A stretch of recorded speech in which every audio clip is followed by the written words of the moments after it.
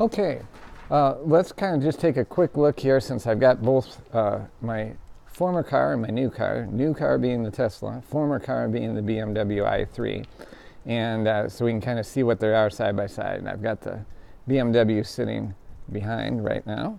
And let's just get an idea of the size difference, because the BMW is a little taller maybe, and the front end's a little bit bigger on the i3, on the Model 3. Too many threes, as you can see.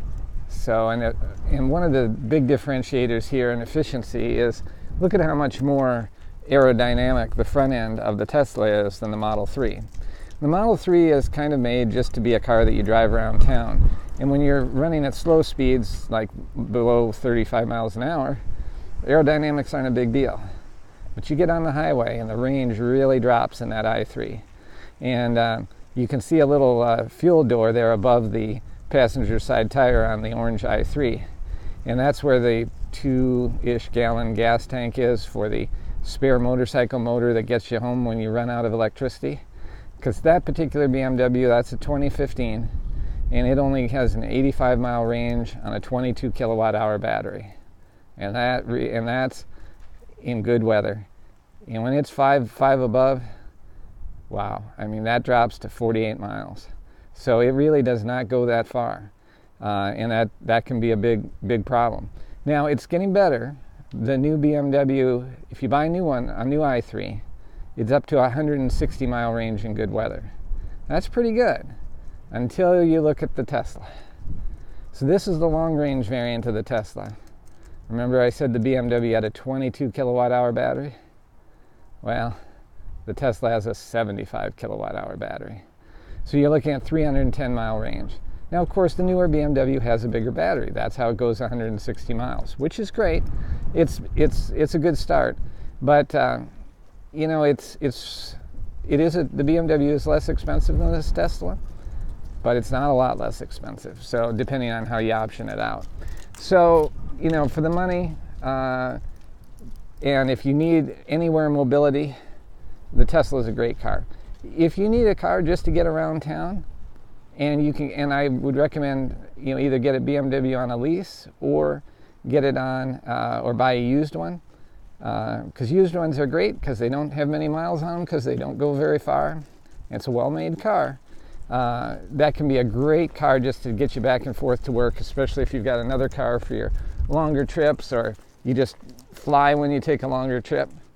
And then the BMW is sort of a four-door. The doors open the opposite way of what you're used to on the back. So that means that you know, if your front door is closed, you can't open the door to the back seats. That's not a problem on the Tesla Model 3. It is kind of a cool feature on the BMW.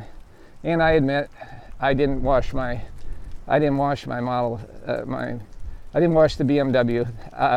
I did wipe off the Model 3. So you can see where my loyalties lie now that I have my new car. But anyway, this gives you an idea. I think the orange color is great. I think the red color is great. It gives you a little idea. The tires are much more typical on the on the Model 3 than the i3.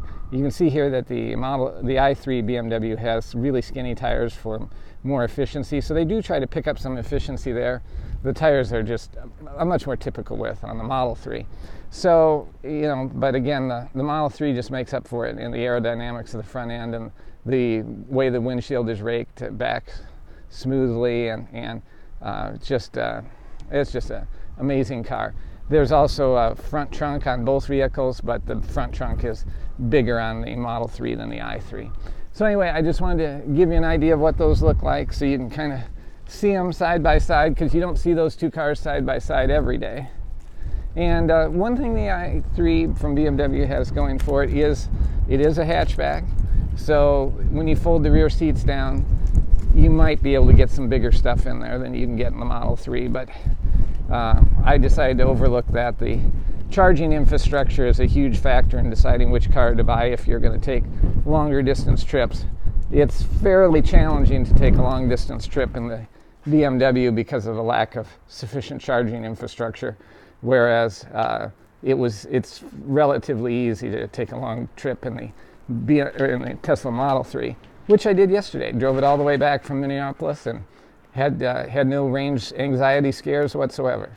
So anyway, there's a quick look at a BMW i3 and a Model 3 side by side.